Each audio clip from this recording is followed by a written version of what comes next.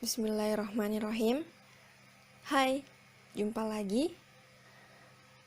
Di video kali ini saya akan menjelaskan tentang pengertian, fungsi dan tujuan, prinsip serta komponen-komponen yang ada dalam RPP atau Rencana Pelaksanaan Pembelajaran.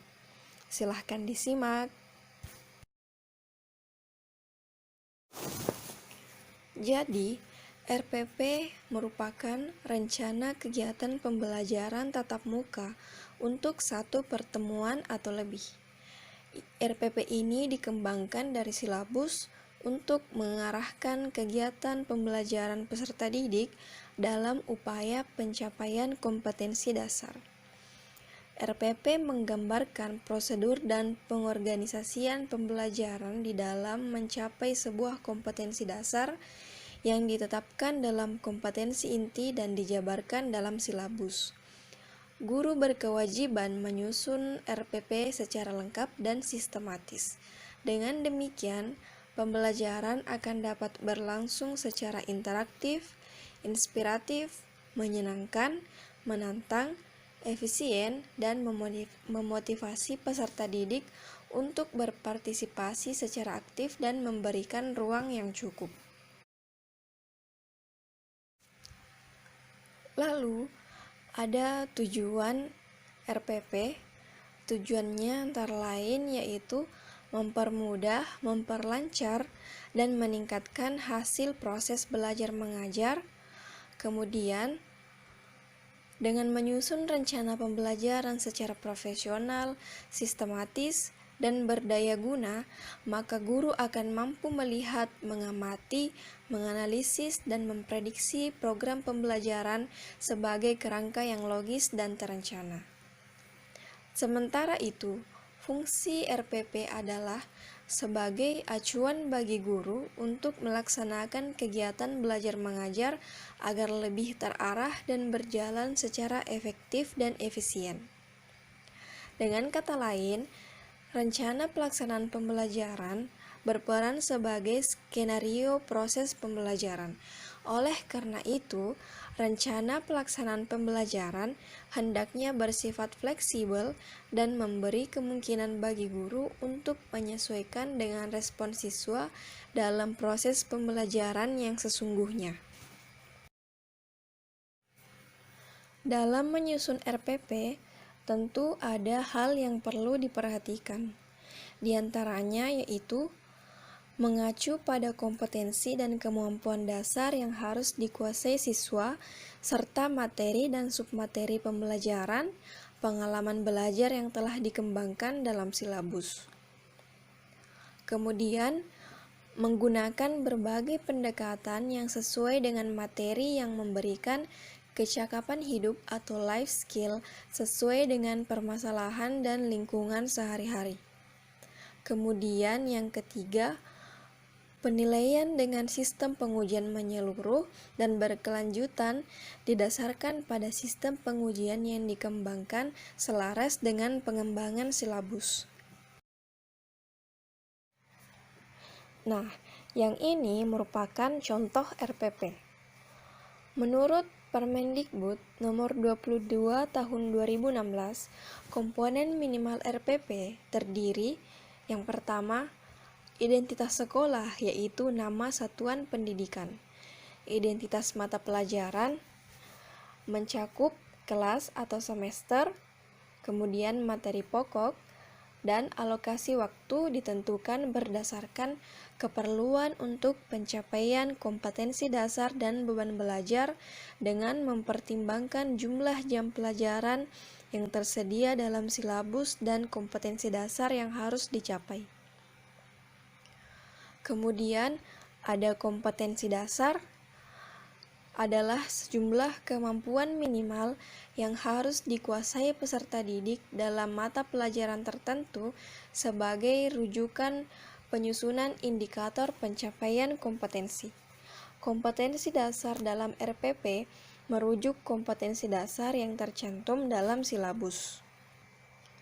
Kemudian ada indikator pencapaian kompetensi, yaitu perilaku yang dapat diukur atau diobservasi untuk menunjukkan ketercapaian kompetensi dasar tertentu. Indikator pencapaian kompetensi menjadi acuan penilaian mata pelajaran. Indikator pencapaian kompetensi disusun guru dengan merujuk kompetensi dasar.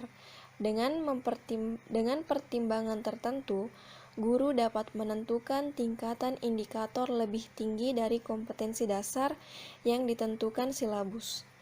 Pertimbangan tertentu yang dimaksud antara lain agar lulusan memiliki nilai kompetitif atau kelengkapan fasilitas laboratorium lebih baik dari satuan pendidikan sejenis. Indikator pencapaian kompetensi dirumuskan dengan menggunakan kata kerja operasional yang dapat diamati atau diukur yang mencakup kompetensi pengetahuan atau kognitif, sikap atau afektif, dan keterampilan atau psikomotor. Kemudian, komponen selanjutnya ada tujuan pembelajaran. Tujuan pembelajaran dirumuskan lebih spesifik atau detail dengan merujuk indikator pencapaian kompetensi. Jika cakupan dan kedalaman materi pembelajaran sudah tidak dapat dijabarkan lebih detail dan spesifik lagi, maka tujuan pembelajaran disusun sama persis dengan indikator pencapaian kompetensi. Lalu, ada materi pembelajaran yang memuat fakta, konsep, prinsip, dan prosedur yang relevan dan ditulis dalam bentuk butir-butir pokok atau subpokok bahasan sesuai dengan rumusan indikator pencapaian kompetensi. Materi pembelajaran secara lengkap dalam bentuk lembar kerja peserta didik dapat dilampirkan. Lalu ada model atau metode pembelajaran yang digunakan guru untuk mewujudkan proses pembelajaran dan suasana belajar yang mengaktifkan peserta didik untuk mencapai kompetensi dasar. Penggunaan model pembelajaran hendaknya mempertimbangkan karakteristik peserta didik dan karakteristik materi pembelajaran.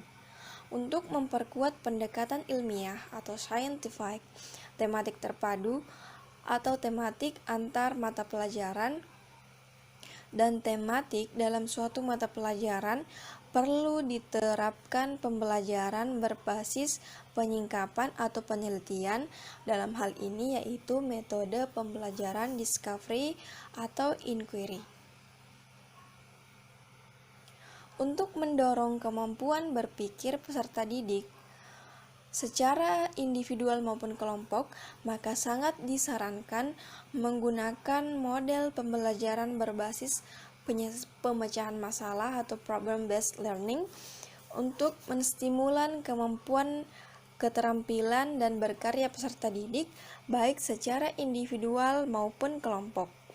Maka pemilihan model pembelajaran berbasis proyek sangat tepat. Tentunya para guru juga harus memahami berbagai model pembelajaran yang lain yang dapat mengaktifkan pengalaman belajar peserta didik. Selanjutnya, ada langkah-langkah kegiatan pembelajaran. Serangkaian aktivitas pengelolaan pengalaman belajar siswa melalui tahapan pendahuluan, inti, dan penutup. Pada tahap pendahuluan, guru melakukan kegiatan seperti memimpin doa dan presensi kehadiran peserta didik, kemudian memberikan apersepsi, menyampaikan tujuan pembelajaran, dan memotivasi peserta didik. Lalu, pada tahapan inti, guru mengelola pembelajaran merujuk pada prosedur model pembelajaran yang telah dipilih. Lalu, tahapan penutup, guru melakukan kegiatan seperti rangkuman materi pembelajaran, penilaian, dan tindak lanjut pembelajaran berikutnya. Kemudian komponen selanjutnya yaitu ada alat dan sumber belajar. Sumber belajar ini dapat berupa buku cetak, buku elektronik, media yang berfungsi sebagai sumber belajar, peralatan, lingkungan belajar yang relevan, dan sebagainya. Perlu diingat bahwa dalam menyusun RPP, ingatlah menulis sumber referensi yang jelas, misalnya nama buku atau link web yang akan digunakan. Lalu yang terakhir ada penilaian. Penilaian proses belajar dan hasil belajar dikembangkan oleh guru dengan prosedur seperti menetapkan tujuan penilaian dengan mengacu pada RPP yang telah disusun. Kemudian menyusun kisi-kisi penilaian, lalu membuat instrumen penilaian serta pedoman penilaian, melakukan analisis kualitas instrumen penilaian, melakukan penilaian, mengolah, menganalisis, dan menginterpretasikan hasil penilaian, melaporkan hasil penilaian, lalu memanfaatkan laporan hasil penilaian.